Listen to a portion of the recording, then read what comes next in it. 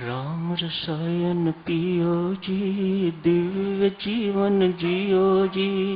राम रसायन पियो जी, दिव्य जीवन जियो जी। राम रसायन पियो जी, दिव्य जीवन जियो जी। राम रसायन पियो जी, दिव्य जीवन जियो जी। राम रसायन पियो जी, दिव्य जीवन जियो जी। राम रसायन दिव्य जीवन, राम रसायन पियो जी, दिव्य जीवन जियो जी। राम रसायन दिव्य जीवन जियो जी। राम रसायन पियो जी, दिव्य जीवन जियो जी। राम रसायन पियो जी, दिव्य जीवन जियो जी। राम रसायन पियो जी, दिव्य जीवन जियो जी।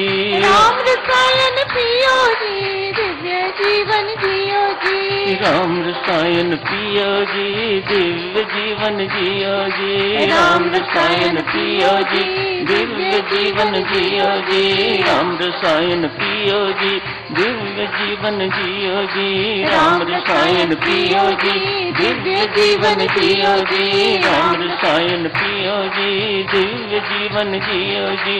राम रसायन पियो जी, दिव्य जीवन जियो जी। राम रसायन पियो जी, दिव्य जीवन जियो जी। राम रसायन पियो जी, दिव्य जीवन जियो जी। राम रसायन पियो जी, दिव्य जीवन जियो जी। राम रसायन पियो जी, दिव्य जीवन जियो जी। राम रसायन पियो जी, स्वस्थ जीवन जियो जी। राम रसायन पियो जी, स्वस्थ जीवन जियो जी। राम रसायन पियो जी, निरामय जीवन जियो जी। राम रसायन पियो जी, निरामय जीवन जियो जी। राम रसायन पियो जी, निरामय जीवन जियो जी। आशीर्वाद भगवान का मांगी विनती सद, औषध उसका नाम है वैद्य आप जगन्नाथ। काया शोधक प्राणायाम के अंतर्गत देवी सज्जनों, स्वामी जी महाराज ने बड़ी बनाट्य घोषणा करी है। आशीर्वाद भगवान का मांगे विनती सद, औषध उसका नाम है वैद्य आप जगन्नाथ। इस एक पद को साधक सुनो, जीवन में साधक उतार ले कल्याणकारी पद, मंगलकारी पद। कहीं इधर उधर भटकने की जरूरत नहीं। औषध राम नाम की खाइए, मृत्यु जन्म के रोग मिटाइए। आशीर्वाद भगवान का मांगे विनती सत, औषध उसका नाम है वैद्य आप जगन्नाथ। हर रोग की दवा राम नाम। कोई वैद्य आयुर्वेदिक हकीम, उनके पास एक रोगी पहुंचे या सूचना पहुंची, पेट में बहुत तकलीफ है, बहुत पीड़ा है।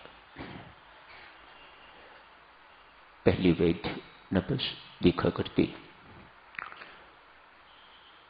इन्वेस्टिगेशंस बहुत कम हुआ करती थी, होती ही नहीं थी।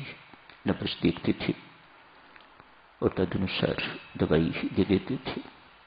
परमेश्वर कृपा से स्वास्थ्य लाभ होता था।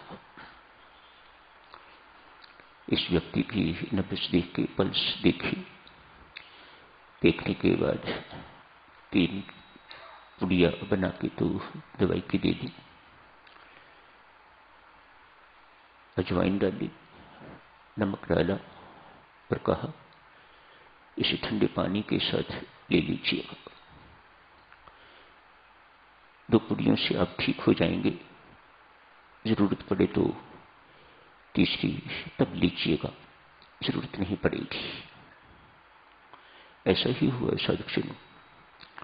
परमेश्वर के पास से 2 पुड़ियों से ही वह रोगी बिल्कुल निरोग हो गया।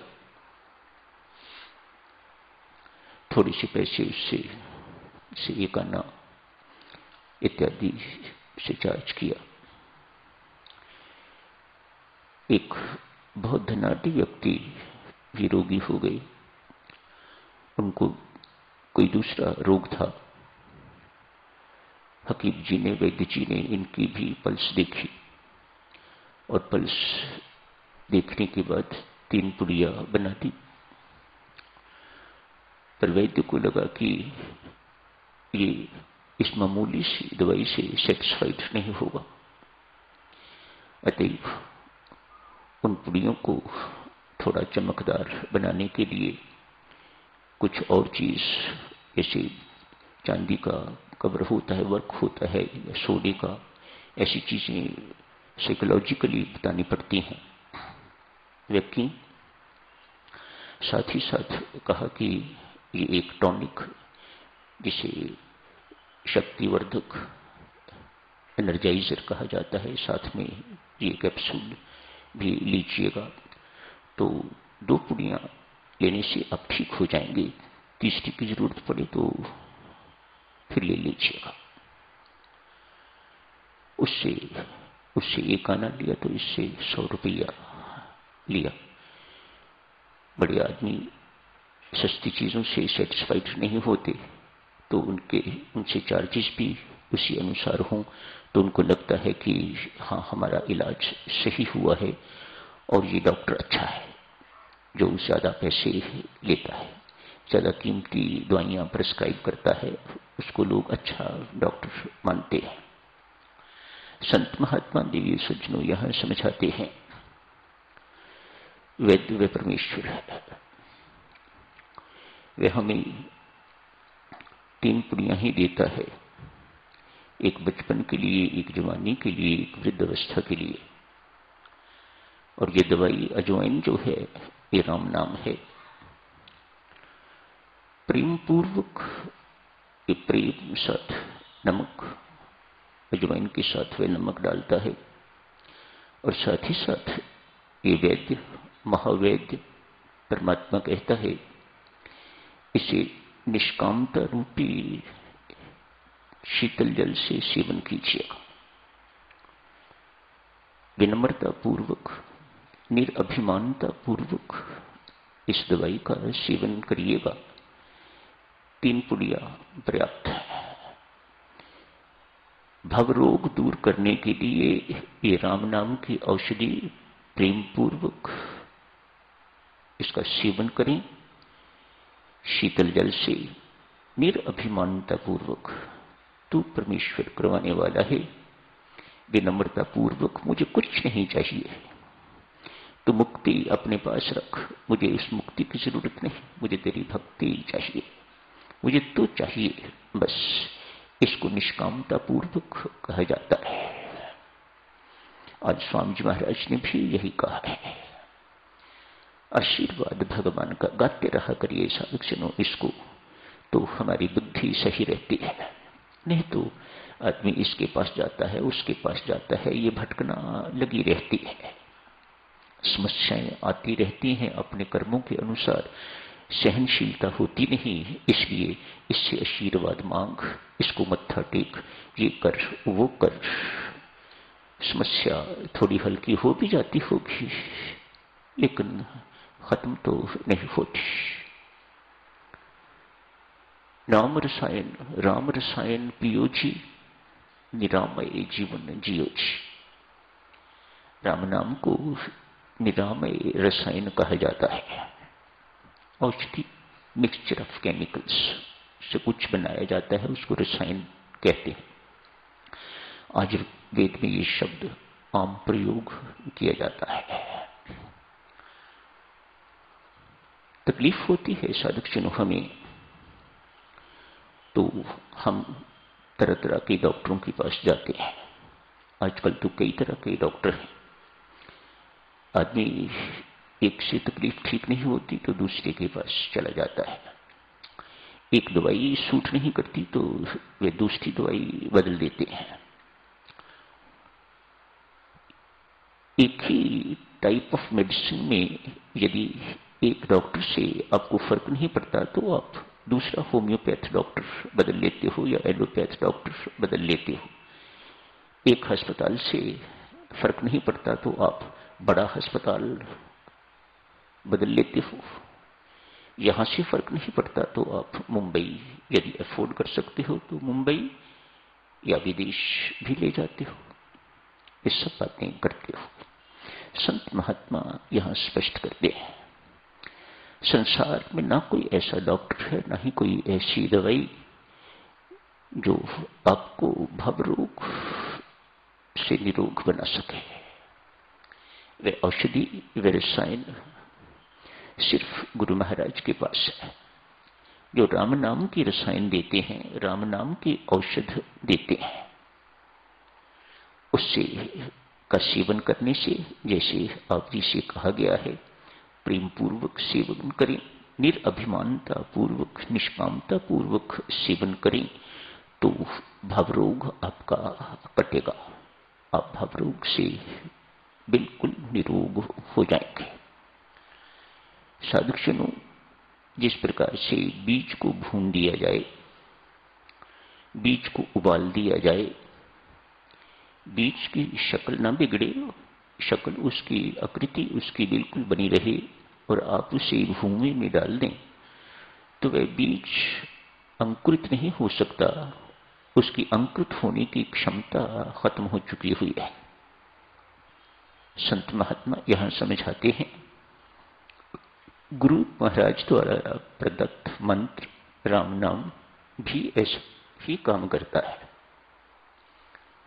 हमारे कर्म रूपी बीजों को भून देता है राम नाम द्वारा। वे कर्म बीज भून जाते हैं, उबल जाते हैं, उनके अंदर अंकुरित संस्कार उत्पन्न करने की ताकत खत्म हो जाती है। ये राम नाम की औषधि ही ऐसा कर सकेगी साधुजनों, हर कोई नहीं। इस युग में साधुजनों, संतों महात्माओं ने नहीं, अन्य लोग भी, गृहस्थ भी हैं जिन्होंने राम नाम की औषधि का सेवन किया है। इसके अतिरिक्त जिंदगी में कोई दवाई केमिस्ट से लेके क्रोसिन तक, एस्प्रिन तक जिंदगी में नहीं ली। उनका विश्वास इतना सुदृढ़ रहा है।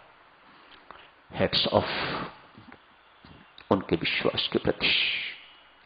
लेकिन मैं देवियों सज्जनों, मेरी विचारधारा मुझे आपकी सेवा में रखने में कोई संकोच नहीं। मैं आप सबसे निवेदन करता हूं, उनका विश्वास बहुत अच्छा है, बहुत बड़ी बात है। दवाई कोई नहीं लेनी, राम नाम की औषधि पर इतना विश्वास है, मेरी सिर दर्द भी ठीक होगी, मेरी पेट दर्द भी ठीक होगी, मेरा कैंसर भी ठीक होगा, मेरा ये भी ठीक होगा, मेरा वो भी ठीक होगा। और फिर ऐसे लोगों पर परमात्मा की कृपा होती भी है, ऐसा नहीं है कि नहीं होती। उनमें से एक आज बात करते हैं महात्मा गांधी जी की। जिंदगी में उन्होंने कोई दवाई नहीं दी। बाजार से जो दवाइयां मिलती हैं या आयुर्वेद की या होम्योपैथिक दवाई अपने रोगों के लिए नहीं ली। उनको सुदृढ़ पक्का विश्वास था, राम नाम की औषध से बढ़ के और कोई औषध नहीं है। राम राम जपा करते, पूर्ण विश्वास से जपा करते। शाम की प्रार्थना सभा में गीता जी का पाठ होता तो स्थित प्रज्ञ के लक्षण उसमें रोज उनका पाठ होता। शाम की जो प्रार्थना सभा हुआ करती थी, ये उनका नियम था। मानो यूं कहिएगा, राम नाम जपा करते और गीता जी का पाठ किया करते। ये दो उनके जीवन के मूल आधार थे।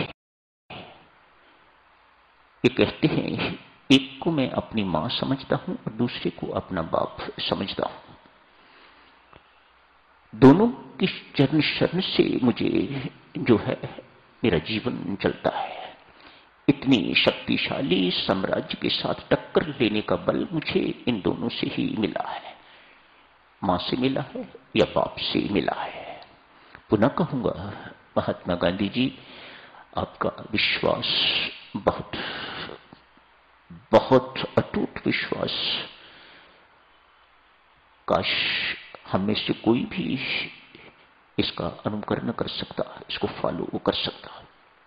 मैं आपसे अर्ज करूंगा देवियों सज्जनों, जो काम क्रोसिन कर सकती है वह राम नाम से क्यों करवाना। मेरी अपनी विचारधारा, आप इससे सहमत हो तो इसका पालन कीजिएगा, आप इससे सहमत नहीं हो तो प्लीज डिस्कार्ड इट, इसको खत्म कर दीजिएगा, ना ये ठीक नहीं है। मेरी अपनी विचारधारा है। जो रोग, जो कोई काम राम नाम के अतिरिक्त किसी से हो सकता है, उसके लिए राम नाम जो तारक मंत्र है, जो पारक मंत्र है, जो मोक्ष देने वाला है, जो महामांगलिक है, जो सर्व संकटहारी है, उस इतने महामंत्र को क्यों तकलीफ देनी। उसे और चीजों के लिए प्रयोग करो, भक्ति के लिए प्रयोग करो, उसे वैराग्य के लिए प्रयोग करो, उसे ज्ञान के लिए प्रयोग करो, उसे मुक्ति के लिए प्रयोग करो, उसे दूसरों की सेवा के लिए प्रयोग करो, दूसरों के काम आने के लिए प्रयोग करो, शरणागति के लिए बल चाहिए उसके लिए प्रयोग करो। परमात्मा देव, हे नाम की औषधि हमें ये बल दे कि हम शरणागत हो सके, हमारा जीवन निष्काम हो सके, हमारे हृदय में किसी प्रकार की कामना न उठे। इन उच्चतम कार्यों के लिए जहां और कुछ काम नहीं आता, वहां राम नाम का प्रयोग जो है वह करना चाहिए। बहरहाल ये लोग गलत नहीं है। महात्मा गांधी हुए, बंकिम चंद्र चटर्जी हुए, ये जीवंत उदाहरणें हैं जिन्होंने दवाई खिड़की से फेंक दिया करते। हम राम नाम के औषध लेने वाले हैं, हम राम नाम के औषध खाते हैं। महात्मा गांधी की चर्चा साथियों 2 मिनट के लिए करते हैं। राम नाम लेते लेते आज मन उब गया और अधिक राम राम जपने को मन न करे। व्यस्त जीवन, संसार में रहते थे, संसारियों के मध्य रह के साधकजनों असंसारी रहना बहुत कठिन। हर संसारी चाहता है कि ये व्यक्ति भी मेरी तरह संसारी ही बने, और बनाता है, घेर के रखेंगे उसे, संसार की तरह संसारी बातें करेगा, उसका दृष्टिकोण ही संसार की तरह है, वह दूसरों के साथ व्यवहार भी संसारी ही करता है, वह दिव्य व्यवहार नहीं कर सकता, उसे पता ही नहीं दिव्य व्यवहार क्या होता है। वह छोटी छोटी बातें लेके तो जैसे संसारी करते हैं वैसे करता है। जिस वक्त मर्जी जाके घर की बेल बजा दो, द्वार खोलो, आओ जी, ठंडा लोगे कि गर्म लोगे, आधा घंटा बैठो, अपना बर्बाद करो, उसका बर्बाद करो, ये संसारी दृष्टिकोण है। ये हम सब करते हैं देवियों सज्जनों, विदाउट एनी एक्सेप्शन। चाहे आप 15 साल के साधक हैं या 20 साल के, या आपने कल दीक्षा ली है, इस व्यवहार में हमारा अभी तक कोई अंतर जो है वह देखने में नहीं आता। हम स्वयं संसारी हैं, अतएव दूसरों को भी इसी प्रकार से उनके साथ व्यवहार करते हैं जैसे वह भी संसारी है। जो साधु संसारी बन गया वह तो खत्म हो गया। जो संसार से अलिप्त रहता है साधकजनों, वह समझ गया उसने अपना जीवन सफल कर लिया। बहुत मुश्किल है। महात्मा गांधी जी कल कर लेंगे, साथ परसों कर लेंगे, साथ चर्चा, समय हो गया है, अभी देरी हो जाएगी आपको, अभी यहीं समाप्त करने की इजाजत है। धन्यवाद।